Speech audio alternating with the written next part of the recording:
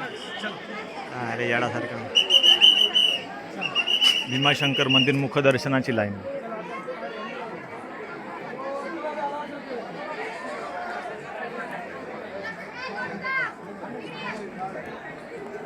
मुखदर्शनाची line लागलेली आहे.